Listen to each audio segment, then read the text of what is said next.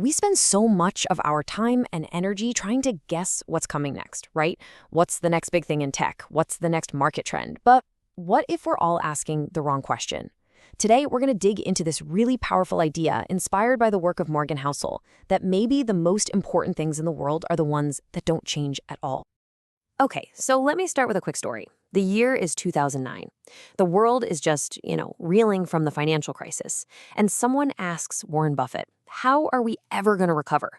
He doesn't give them some complex economic forecast. Nope. He talks about Snickers. He says, you know what the number one candy bar was back in 1962? Snickers. And you know what it is today? Still Snickers. And his point is kind of profound, right?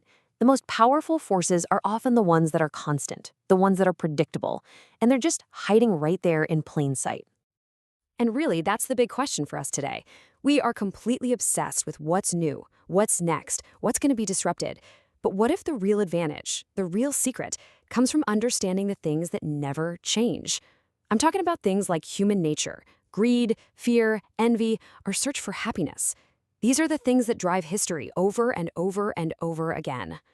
So our obsession with what's next, well, it leads us right into something we can call the prediction trap.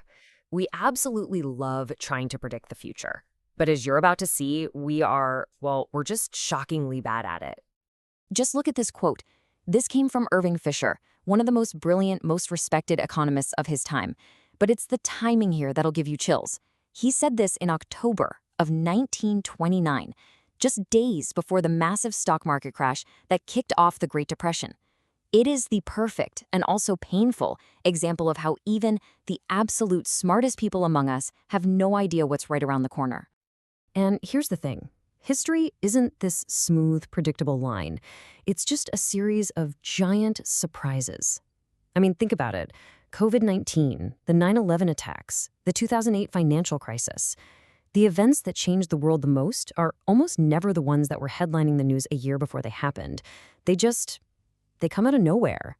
And that's exactly why trying to predict them is a total losing game. And all this, it leads us to a huge misunderstanding of what risk even is. We tend to think risk is about the things we can see and plan for. But the real danger is what you can't see at all.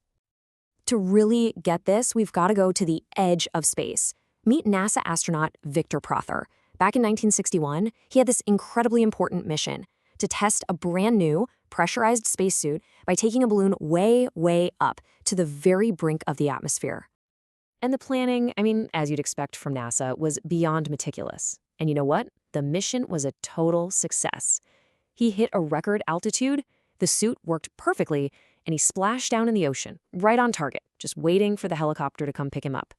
Everything, and I mean everything, had gone exactly to plan. But then, after he landed in the water, he did something small, something that nobody in all their thousands of risk calculations had ever factored in. He was breathing fine, so he lifted the faceplate on his helmet.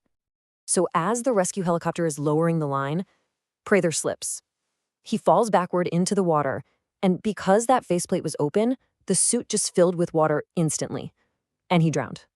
He survived the edge of space and was killed by one tiny, unforeseen detail. And Prather's tragic story, it gives us the true definition of risk. It's not the dangers you plan for. Risk is what's left over after you think you've already thought of everything. It's the one thing you never saw coming. Now, this focus on unchanging truths isn't just for big historical events. It applies directly to our own lives, especially when it comes to what we'll call the happiness equation. And it's a really simple idea with huge consequences. Our happiness isn't really based on what we have, it's based on what we expect.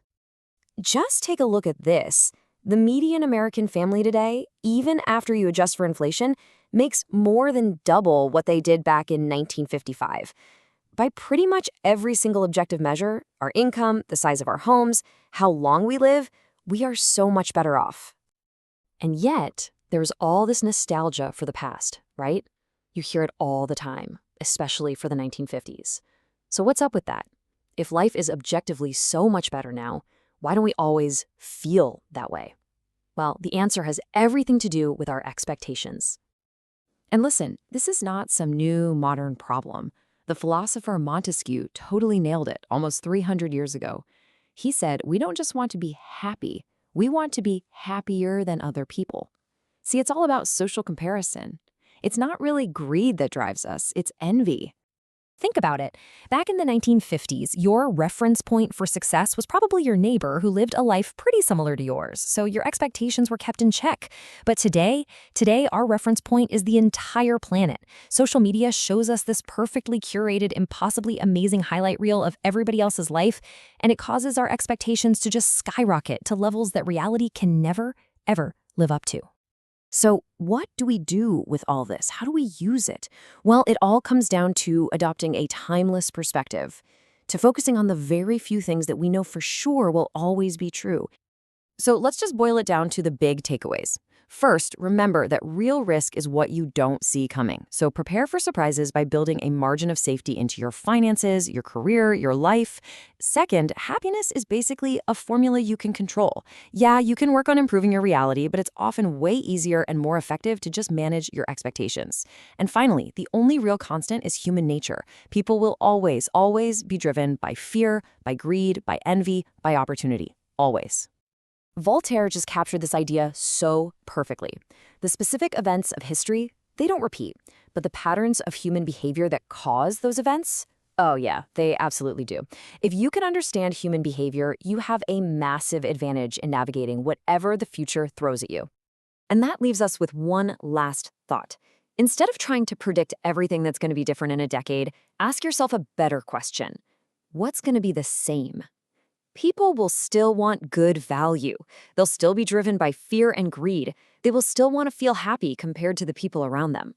So bet on the things that never change, because those are the most powerful and enduring forces in the entire world.